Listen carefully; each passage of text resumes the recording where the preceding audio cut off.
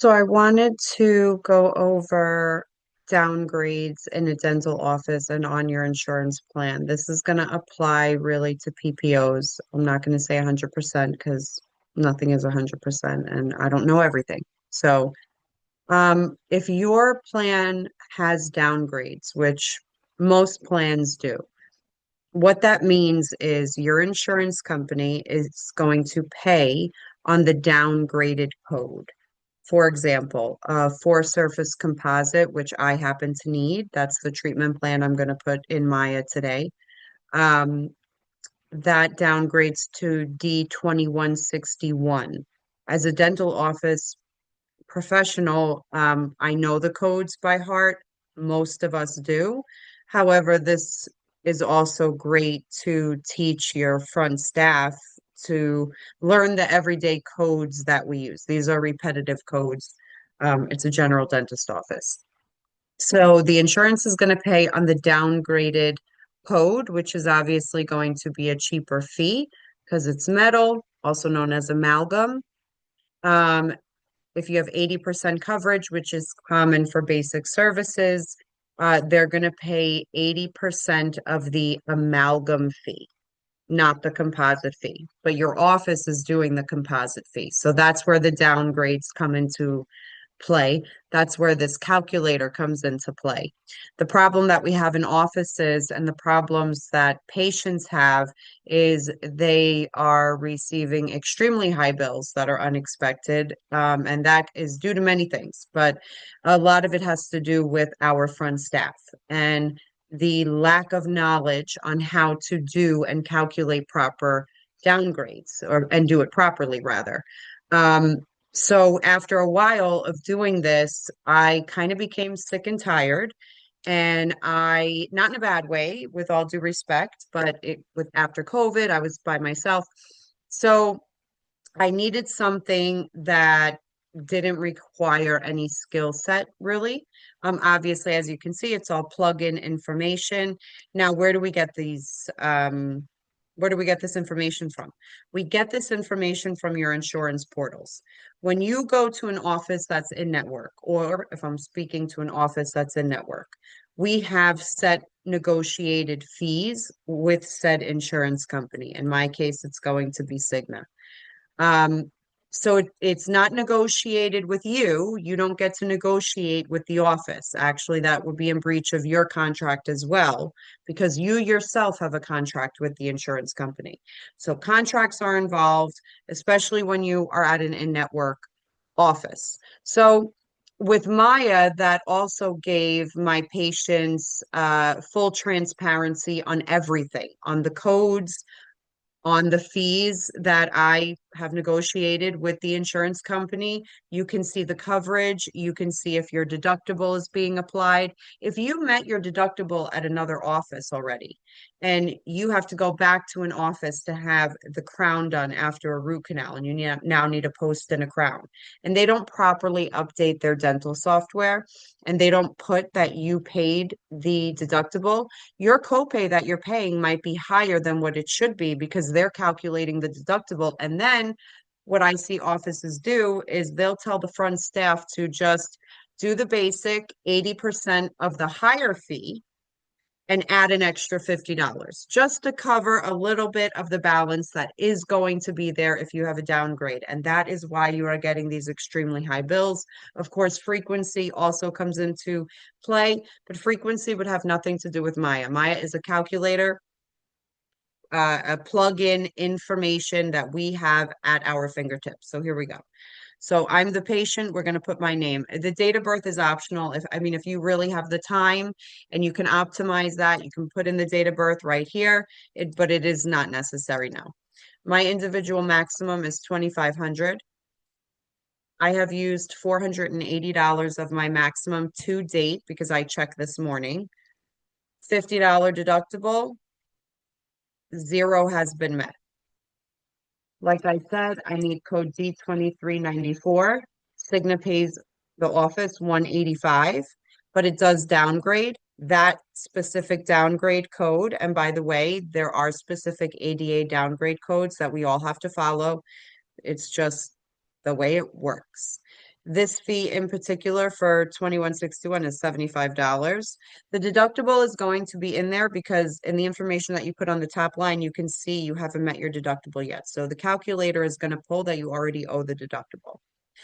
So it's going to jump right to the percentage for basic services, which is usually your fillings, your root canals, your quad scales, yep, your deep cleanings. It's usually 80% and simple oral surgery. I, in particular, also need the crown, like I said. Porcelain ceramic, my fee with Cigna is $885. It is going to downgrade. I am deciding not to wait for the predetermination. So I'm going to go ahead and tell the office I'm not waiting. They're going to give me the worst case scenario of not waiting, which is full denial. Which is important. That's why we want signatures on treatment plans, which we'll get to that in a few minutes. So this is going to downgrade. I'm fully aware. I'm moving forward with this. Okay. Once I sign on the treatment consent form, you are signing that you understand the worst case scenario and the best case scenario, which in Maya, it's very clear. So this is going to downgrade to 2791. That's your base metal crown. If all offices and patients, if you are not deciding to wait for your predetermination, which can take an extremely long time, it's quicker to actually do the procedure than wait for the predetermination in these days. But if you decide not to wait for the predetermination, this is what it is going to downgrade to. And the offices, you should downgrade it to this.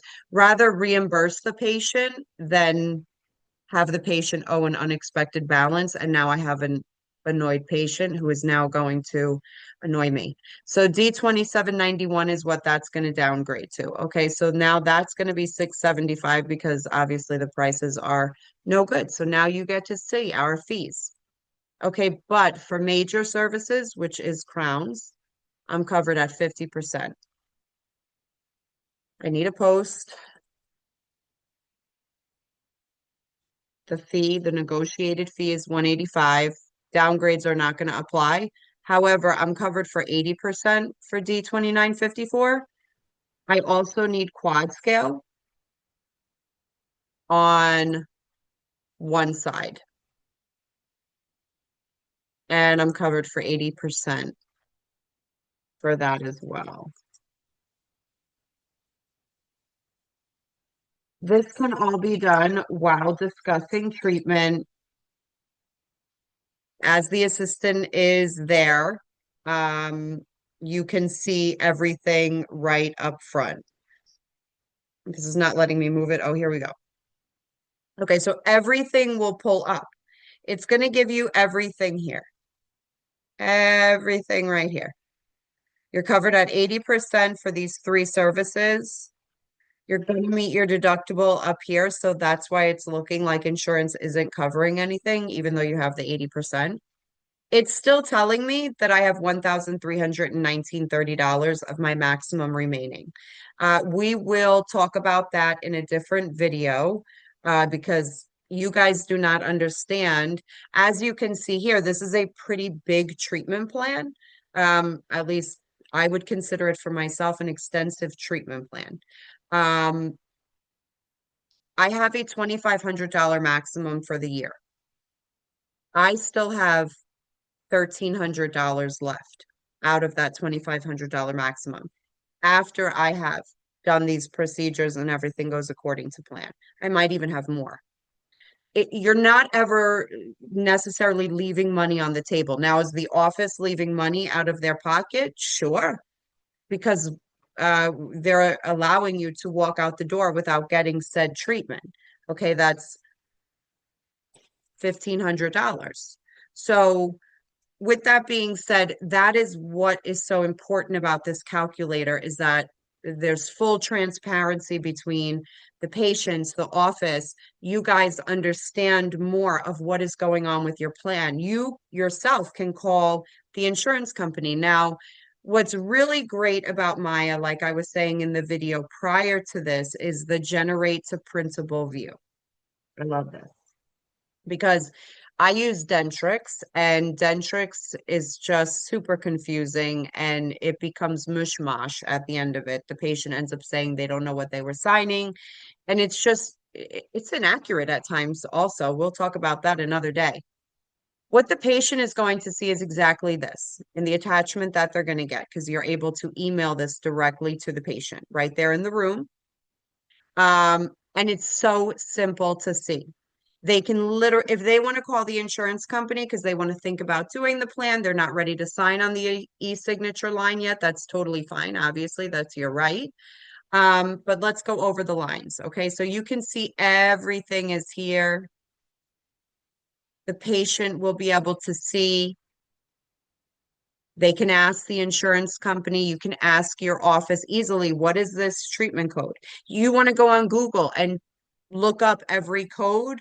You want to see what kind of material, anything. You have the power right here and with these simple codes. These are the everyday codes that we use.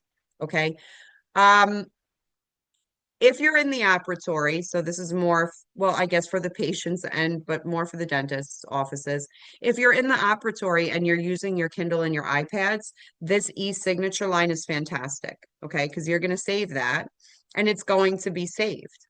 At that point, what we have up here, you could delete the signature if the patient says, no, I don't want to do it. I'd rather have you email it to me. Perfect, no problem.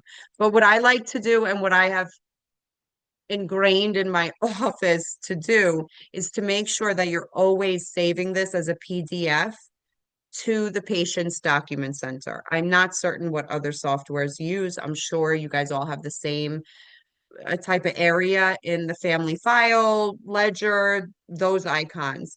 There's a document center. Save it to the document center. This way you have history. The patient can decide what they want to do, what they don't want to do. They're seeing exactly what's going on. Okay. So you can save it, import it, all that kind of stuff. If you want to send it as a PDF, if the patient decides, you know what, I'm going to wait on this, can you do me a favor and just email that to me? Sure, the front desk can do it, the manager can do it, the assistant can do it in the room, not a problem. Enter the email address right here. You're going to be able to send this off, and it is going to be sent directly to the patient in a PDF file, and they're going to be able to open it. Full transparency. The importance of Maya is not only for the transparency, but it's so everybody can kind of take responsibility. You guys, as the insureds, have to start understanding your plans. You have to start taking responsibility for your copays. But we should be giving you that knowledge for you to learn because we know firsthand the insurance companies aren't going to do that. Anyway, I hope this explained downgrades. If anybody has questions or wants to like talk about this, I'm totally open. Um, yeah, that's pretty much it. I hope you guys enjoyed. Thank you.